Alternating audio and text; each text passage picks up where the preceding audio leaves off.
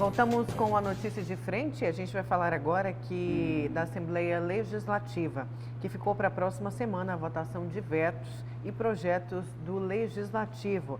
A mesa diretora da Assembleia convocou um esforço concentrado para a próxima terça-feira e quarta também. O presidente do Legislativo, Eduardo Botelho, falou sobre as próximas demandas. Confira. Nós estamos convocando uma especial, é uma convocação para os deputados para votar veto na terça-feira e para limparmos a pauta e começarmos a tramitação dos projetos, inclusive da LOA. Presidente, essa sessão começa às 8 horas? Como é que está o horário? Não, nós vamos começar às 10 horas, porque antes nós vamos ter Nós fizemos o convite para o secretário de Segurança Pública para ele vir aqui na terça e ele já marcou, já confirmou, então nós vamos ter das 8 às 10 essa convocação do secretário de Segurança junto com a Comissão de Segurança Pública. Tem muitos vetos, presidente? Tem bastante veto, tem quase uns 30 vetos. Então, os trabalhos vão ser intensos na próxima semana. Acabou também a eleição, né? E aí vai ter o quórum ali na Assembleia, porque muitos deputados também fizeram campanha política para os seus apoiadores. Agora não tem mais motivo para faltar quórum, né? Depois de domingo agora, porque por enquanto é o seguinte, agora só a eleição aqui, processo eleitoral é só em Cuiabá, né? Verdade. Só em Cuiabá, porque nos outros municípios não tem segundo turno, já estão definidos lá os futuros prefeitos, os novos vereadores, e aí depois de domingo acabam todas as justificativas, as desculpas, será preciso dar quórum. E eles estão agora com um estímulo a mais para dar quórum lá na Assembleia. Me parece aí, eu vi essa notícia, que o governador Mauro Mendes está garantindo que no ano que vem vai pagar todas as emendas parlamentares. Aí eu acho que não vai ter problema de quórum, não. Bom, se bem que tem que resolver de 2019 e 2020. Será que foram pagas todas as emendas? Porque, olha, esse é o motivo aí que provoca falta de quórum, né? Quando as emendas estão atrasadas. Né? E os servidores estão naquela expectativa, né? Os aposentados e pensionistas, Lúcio, da segunda votação sobre a alíquota dos 14% para essa categoria dos aposentados. Lembrando que em primeira votação voltou a discutir, teve uma primeira votação onde foi derrubada essa alíquota de 14%. E agora a expectativa é dessa segunda votação. Desses aposentados, aqueles que não recolhiam nada, né, de acordo com a lei federal, não é isso? E aí aqui mudaram, né? Causou um impacto enorme, né? Porque na lei federal não tem desconto do INSS aquele que recebe até o teto do INSS, não é isso? Não tem desconto da Previdência aquele que recebe até o teto do INSS. Né? Aliás, é o seguinte, por que não poupar essas pessoas, né? Por que não poupar esses aposentados? Mas foi com esse questionamento que foi derrubada a alíquota na primeira votação, só que precisa passar por uma segunda. E aí, será que os deputados vão seguir a mesma linha da primeira? Esse é o questionamento. Por exemplo, quando eles derrubaram, o processo eleitoral estava em curso. Isso mesmo. Agora não mais, não é? Porque vai ficar para depois da eleição aqui de Cuiabá. E aí, será que os senhores deputados vão manter a decisão que beneficia os aposentados? Ou não? Porque aí não vão precisar mais dos votos, dos velhinhos, né? Dos aposentados, do pessoal da terceira idade. Será que eles podem mudar isso? Tomara que não, viu, Nayara? Tomara que não. Olha, tem uma participação aqui da nossa telespectadora. Ela fala o seguinte: meu nome é Suzana, eu sou mãe da Daniele, que foi presa, apreendida, né, no caso. E o juiz não quer soltar ela. Ela está sendo acusada de coisa que não fez. E ela está lá no Pomeri. Ela tem 15 anos e não tem condições de nada, nem de pagar advogado. Já faz 30 dias. É o que nós acabamos de falar aqui. Aí é o seguinte, nós recebemos aqui uma mensagem do telespectador falando dos prazos e dos ritos, né? Para os pobres, esse é o rito. Para os pobres, esse é o rito. É Dona Suzana? Dona Suzana está pedindo, pelo amor de Deus, me ajuda, não tem condição de pagar advogado, está apreendida lá há 30 dias. Segundo a mãe, ela não falou aqui o que E alega inocência. Alega inocência, tem 15 anos, ou a mesma idade da moça, da menina que atirou. Bom, a mensagem passa por nós aqui, né, da Notícia de Frente, da Dona Suzana, da filha Daniele, é isso? Da filha Daniele, e nós aqui é o seguinte, estendemos, né, repassamos isso para o Ministério Público e para o Poder Judiciário, né? O Poder Judiciário que, numa liminar, depois, numa decisão de mérito, decidiu que não era para internar a menor que deu o tiro na adolescente Isabelle. E aí, o Judiciário vai se manifestar nesse caso? Vai fazer alguma coisa? Ou vão deixar essa menor lá sem condições de se defender? É o que a gente falava aqui. Quem tem dinheiro, para quem tem dinheiro, a justiça funciona muito melhor. Para a pessoa pobre, para a pessoa mais humilde, sem condições financeiras, como é o caso da Dona Suzana, reclamando da questão da Daniele, nós não vamos entrar no mérito, né? Estamos aqui baseados na informação de uma mãe, dizendo o seguinte, olha, minha filha é inocente. Bom, essa é a declaração dela, nós não sabemos do que se trata, mas é o seguinte, é alguém reclamando de uma injustiça, né? De uma menor que está presa não, está apreendida, uma menor que está apreendida, e a mãe alega que a filha é inocente e que não tem uma resposta do Poder Judiciário. Por quê? Ela ainda Porque põe não aqui tem no final. dinheiro para contratar um advogado. Ela está 30 dias e no final ela escreve, me ajuda, a justiça não tem para pobre. Esta é a verdade. Esse aí é o recado para o Poder Judiciário de Mato Grosso. É preciso dar respostas para esses casos, como dão respostas rápidas, né? Ágeis, para quem tem advogado, para quem pode pagar um bom advogado. E um bom advogado custa caro, não é barato não, custa caro e muito caro. E aí é o seguinte, a justiça vai funcionar só para os ricos? Os pobres têm que viver o drama da Dona Suzana? É isso? Será que é assim que é para a justiça funcionar? Ou a Constituição não serve para nada? Onde diz lá, todos são iguais perante a lei. Lúcio, infelizmente não serve na prática. Olha, a gente vai falar agora do fechamento de escolas, a gente chegou a falar disso aqui na Notícias de Frente ontem, e a educação foi o assunto de pauta na Assembleia Legislativa. Nessa semana, rumores de que 300 escolas estaduais seriam fechadas ganharam força em todo o estado. Para esclarecer o assunto, o secretário de Educação, Alan Porto, foi convocado por deputados. Vamos acompanhar na reportagem da Luciana Gaviria. Foram os deputados petistas Henrique Lopes e Lúdio Cabral que convocaram o secretário estadual de Educação, Alan Porto, para esclarecer se, de fato, o governador Mauro Mendes ordenou o fechamento de 300 unidades de ensino no estado.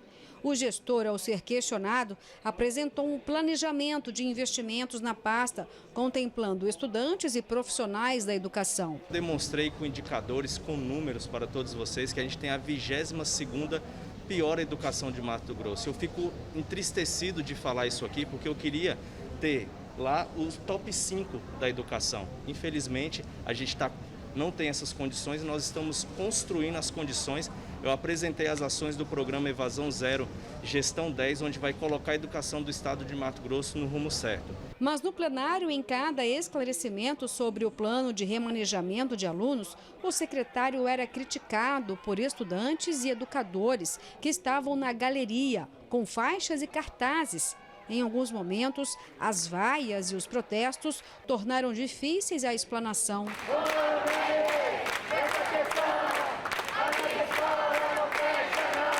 Os sindicalistas reclamavam que o Estado foi omisso, fechando o diálogo e não ouviu a comunidade escolar quanto ao possível remanejamento ou fechamento de escolas, principalmente em Cuiabá e Várzea Grande. Primeiro que nós não temos exatamente qual o número das unidades escolares que serão fechadas.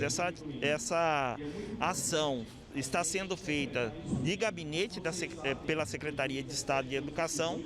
Não é um processo que tem uma transparência com a participação dos estudantes, com a participação do sindicato e da comunidade escolar nesse debate. Apenas chega lá com a determinação de que a unidade estará sendo fechada e sem maiores explicações. Ele não fez um comunicado nem para o sindicato, nem para as escolas do fechamento. As escolas foram pegas de surpresa. Foi uma atitude arbitrária do governador Mauro Mendes. Outras demandas também foram debatidas, entre elas o concurso público da educação, realizado em 2017, do qual teria habilitado mais de 2.000 professores, porém sem chamamento para posse. Passamos em várias etapas de um concurso público em 2017, mas a SEDUC insiste em não nos homologar, entende? E devido à demanda de muitos professores profissionais, a gente percebe que há uma carência de professores. E por que fazer outro concurso, se tem um em vigor? Em relação ao concurso público, o secretário se comprometeu a chamar mais de 740 professores entre os meses de dezembro e janeiro para tomarem posse. Já em relação à desativação de escolas, os deputados não ficaram satisfeitos com as respostas.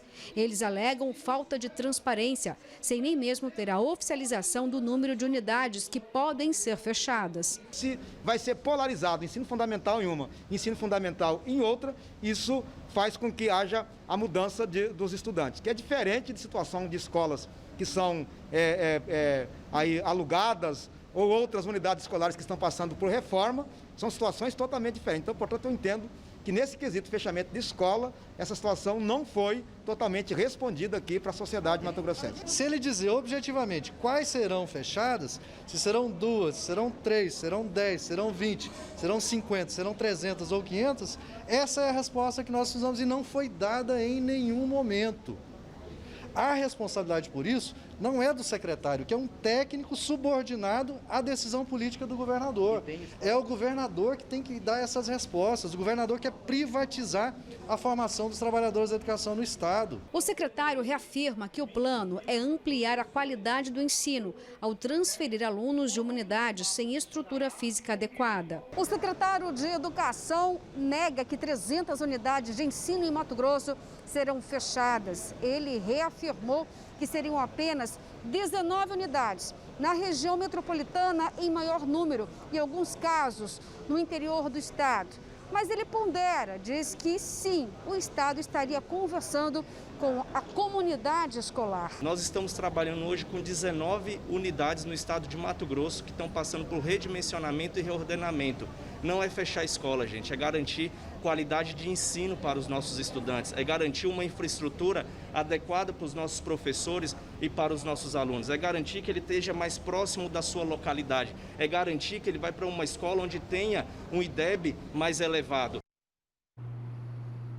Agora, o grande problema lá, nessa audiência pública, e o que irritou os parlamentares, os representantes da categoria, é que o secretário de Educação, Alan Porto, apesar de ter sido insistentemente cobrado, ele não estipulava, né, o número de escolas que seriam fechadas. Depois até foi divulgado aí um comunicado, né, falando do número de escolas que serão fechadas, me parece que são 19 escolas, e na outra ponta o governo vai numa outra linha de defesa, dizendo que vai pedir para investigar, acionando a polícia, inclusive, me parece, para investigar aí essa fake news, né, de que o governo do estado iria fechar 300 escolas no estado, né? E é preciso também colocar na balança que nós vivemos aí um momento político de eleição, não é isso? Os sindicalistas, o PT, recomendando aí para votar em Emanuel Pinheiro, né? Aí o Emanuel Pinheiro falou, não, eu não quero voto do PT porque eu quero me aliar ao Bolsonaro. Então tem essa contaminação política. Tem essa contaminação política. Mas Mas o estupro disse aqui que aliado não se escolhe, então eles aceitaram, né? Mas a cobrança é muito justa, né? Precisa saber o seguinte, e aí, vão fechar? Porque o receio aí é que se fechassem 300 escolas, né? Como foi divulgado, né? Aí o governo disse que vai mandar investigar porque isso é fake news. Que aí o governo também colocou o seguinte, que não vai diminuir o número de vagas nas escolas, que seria aí uma readequação das unidades escolares em funcionamento e que algumas podem ser fechadas, mas sem prejuízo nenhum. Aí a outra cobrança que os sindicatos fazem é o seguinte, escuta, e com a pandemia, vai diminuir o número de escolas? E aí, não vai aumentar a aglomeração? Não vai oferecer mais riscos? Então, existem todos esses questionamentos aí em cima dessa questão aí, que foi encampada, né? E foi encampada pelo deputado Lúdio Cabral, que é um dos parlamentares mais atuantes Sim. na Assembleia Legislativa. Com certeza. Olha, tem gente falando disso, tá, Lúcio? Referente ao fechamento de escolas e ao INDEB de Mato Grosso. Essa realidade, aqui a participação do telespectador não vai mudar enquanto não mudar a legislação, tirando o ciclo de formação humana, o qual favorece que alunos passem sem saber nada. E quando chega a prova do INDEB, óbvio que as notas serão baixas. Infelizmente, a educação em nosso estado não está sendo prioridade, diz o nosso telespectador aqui. Deixa eu trazer agora os dados da Covid-19 em Mato Grosso. Vamos aqui ao boletim divulgado pela Secretaria Estadual de Saúde. 156.937 casos da doença em Mato Grosso. 146.900 pessoas já se recuperaram desta doença. Vamos à taxa de ocupação de leitos de UTI, ainda baixa, 33,25%, com 279 leitos disponíveis. E tem aqui, né, o número de mortes, né, infelizmente, chegamos à marca de 4.111, não é isso? 4.111 óbitos por esta doença, infelizmente, Lúcio. Olha, deixa eu ir agora para o GD, para o portal Gazeta Digital, falar da operação que a gente deu ontem aqui no final do programa Stop Loss em Rondonópolis. Zé do Pátio diz que teve direitos violados em operação truculenta, segundo ele. O prefeito de Rondonópolis, que fica a cerca de 200 quilômetros de Cuiabá, José Carlos do Pátio, popularmente conhecido como Zé do Pátio, considerou truculenta a forma como foi conduzida a segunda fase da operação Stop Loss, deflagrada ontem de manhã. Em um comunicado, o gestor apontou que teve seus direitos de defesa violados na ação. Conforme noticiado pelo portal GD, a Polícia Civil cumpriu mandados de busca e apreensão tanto no gabinete de Zé do Pátio como na casa do secretário de administração dele. A operação investiga o superfaturamento na dispensa de licitação para aquisição de materiais para a Covid-19 no município. A gente que acabou de trazer, né, o boletim da Secretaria Estadual de Saúde sobre os casos da Covid, e a gente lembra muito bem o que foi noticiado, não só essa questão do superfaturamento nos materiais, mas teve também respirador falso que foi adquirido em Rondonópolis e outros escândalos também lá na cidade de Rondonópolis. A gente tem em matéria um trechinho? As imagens ontem, então, da operação Stop Loss, lá na casa do Zé Carlos do Pátio e também no gabinete, viu, gente? E aí a gente não vê ali nada truculento, né? Os policiais, pelo que a gente pôde ver, pelo menos ali nas imagens, estão entrando normalmente como uma operação comum, né? A gente tem a matéria, então? Vamos colocar aí. Nas primeiras horas da manhã de hoje, equipes da Delegacia Especializada de Combate à Corrupção e Grupo Operacional do Núcleo de Ações de Competência Originária, com apoio do Grupo de Atuação Especial contra o Crime Organizado, já estavam em cumprimento de mandados judiciais em Rondonópolis. O trabalho integra a segunda fase da Operação Stop Loss, desencadeada pela Polícia Judiciária Civil e Ministério Público Estadual. A operação investiga suposto superfaturamento, entre outras possíveis irregularidades, na aquisição de materiais com dispensa de licitação para o combate do novo coronavírus no município. Foi expedida medida cautelar para o afastamento do exercício da função do secretário de Administração, Leandro Junqueira Ardui, e mandados de buscas e apreensões nas residências do secretário e do prefeito José Carlos Junqueira de Araújo, bem como nos gabinetes de ambos aqui na Prefeitura de Rondonópolis. A primeira fase da Operação Stop Loss, ocorrida há 5 meses, foi realizada a partir de informações do Ministério Público de Contas, que detectou superfaturamento em itens contratados com dispensa de licitação para a compra de materiais de limpeza. Na ocasião, a então secretária municipal de Saúde, Isalba Albuquerque, foi afastada do cargo. Nesta segunda fase, novas investigações apontavam mais um secretário municipal com possível envolvimento no que o Ministério Público coloca como formação de uma estrutura criminosa instalada no Executivo Municipal. Com os novos indícios, as investigações continuarão para determinar se houve ou não irregularidades praticadas pelo governo municipal. Dinheiro da Covid para salvar vidas. E então tá aí a operação e a gente quer celeridade também nessas investigações do que aconteceu com o dinheiro da Covid, isso em todo o Brasil. E aí o seguinte, aí o prefeito investigado, o prefeito Zé Carlos do Pátio, a Polícia Civil, o Ministério Público foram à casa dele, já foram afastados. Primeiro foi afastado aí, como a reportagem colocou, a secretária de Saúde, não é isso? Na época que foi denunciado. Não, na primeira fase. Na primeira é isso? fase. Agora foi afastado o secretário de Administração, que é responsável pelas licitações. Isso, né? Leandro Junqueira. E aí é o seguinte, vou relembrar alguns fatos dessa investigação aí do Ministério Público, né? Ainda referente lá àquela primeira fase. Aí a reportagem coloca aqui o seguinte: o procedimento de dispensa de licitação destinou-se à aquisição de papel toalha e papel higiênico de uma determinada empresa. E aí o seguinte, o nome fantasia da empresa era Papelaria Arte Papel. Mas aí o seguinte, aí era para comprar papel higiênico, não é isso?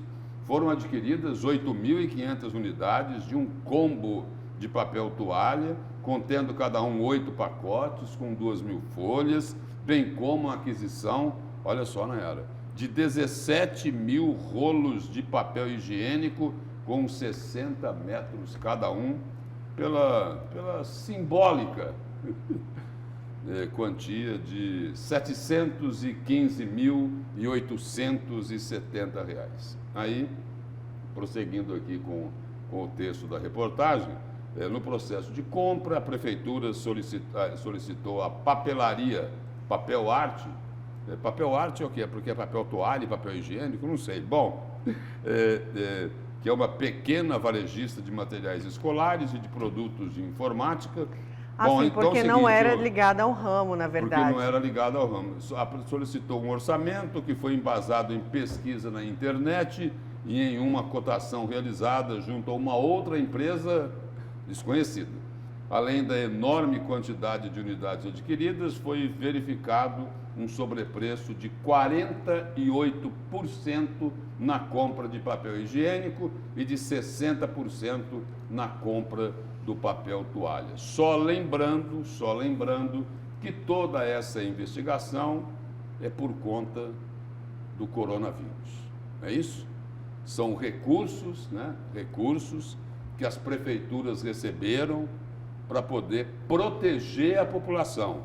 E o Ministério Público, o Tribunal de Contas, né? A Polícia Civil estão investigando o seguinte: olha, teve superfaturamento aqui, vocês gastaram muito mais do que deveriam gastar, comprando itens, né? Assim como papel higiênico, ao custo de mais de R$700 mil. E aí o seguinte, não foi só lá em Rondonópolis, não. Aqui em Cuiabá também. Lá o seguinte, afastaram lá o secretário de Saúde e o secretário de Administração agora, na segunda fase. Aqui em Cuiabá foi afastado o secretário de Saúde também. E aí o seguinte, de novo com dinheiro que era destinado à Covid, para proteger a população do contágio. Aqui é o seguinte, aqui foi por conta da ivermectina. A denúncia aí das autoridades, dos órgãos de controle e fiscalização, é de que compraram por um preço muito acima do que deveria ser pago a ivermectina. E aí é o seguinte, aí tem a denúncia de superfaturamento lá nas ações de saúde e tem o seguinte, lá na ponta, a rede básica de saúde não funciona. E aí a gente acompanha aí nas propagandas oficiais, né? Olha, a saúde em Cuiabá é uma beleza, é uma maravilha e vai melhorar muito mais e piriri pororó. Tudo conversa fiada. É um caos a saúde aqui em Cuiabá. É um caos a saúde em Cuiabá. Isso ficou mais evidenciado com o coronavírus. O secretário da ivermectina foi afastado por suspeita de superfaturamento. Já teve um ex-secretário que foi preso lá na operação, como é o nome daquela operação? Sangria. Operação, eu ia confundir com outra, sanguessuga. Não, mas essa aqui é sangria. Mas dá na mesma, né? Foi preso. E aí falaram que iria fazer uma delação premiada, né? E aí, mas por enquanto não tem informação nenhuma. E aí o seguinte, é assim. Porque mais uma vez a população questiona, a justiça não anda. É assim que os nossos gestores tratam a saúde pública.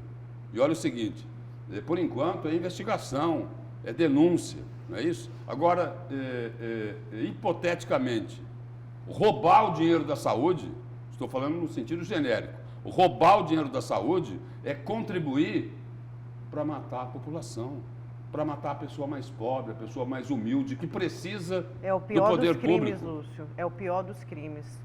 É o pior, principalmente no meio dessa pandemia devastadora. Quantas pessoas ali... E aí o cidadão tem que aguentar a conversa fiada em cima da cabeça dele, né? Infelizmente. Mas olha, vamos para um breve intervalo. Na volta tem mais A Notícia de Frente aqui na sua TV Vila Real, que está de aniversário hoje, 27 anos. A gente já volta.